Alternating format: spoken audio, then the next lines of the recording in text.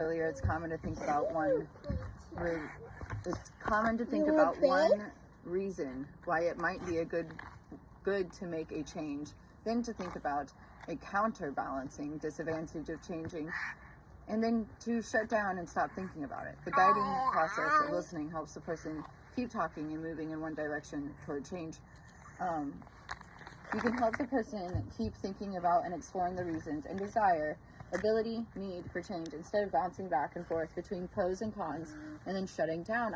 In the beginning of this, the first part one reading, I was discussing pros and cons. I was like kind of being sarcastic, like, do we really need a pros and cons list about this? But if it's hard to make a decision, and pros and cons list can work for literally anything, down to like, what restaurant are we eating at? How are we going to change, to so many different things. I love the pros and cons list. It just like really gives me perspective.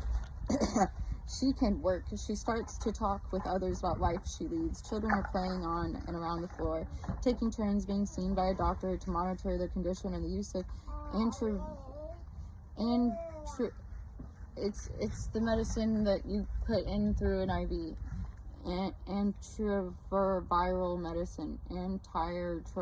medicine. They seem mostly quiet. Well, when the child is discharged from inpatient care, the mother is given an outpatient appointment and a single bag of beads and some thread, having been taught to make strings for conference badge holders by another mother. She returns the next week. She and her child are seen, and the best of her beadwork is brought from her at the nurse's duty desk to be sold by small charity. Over the next few months, she learns from other mothers about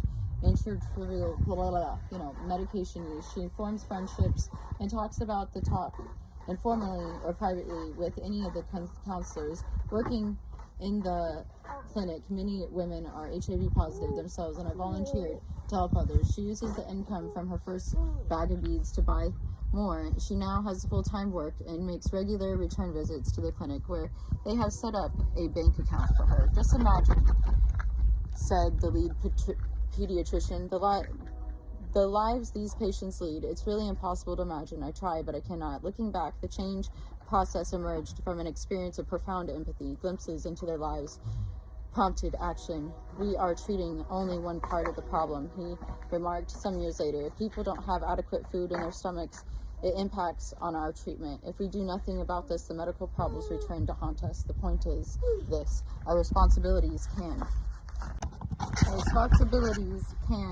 and should go beyond the treatment of the individual. We decided to develop a socioeconomic intervention within the walls of our hospital. I'm also hearing socioeconomic relationship.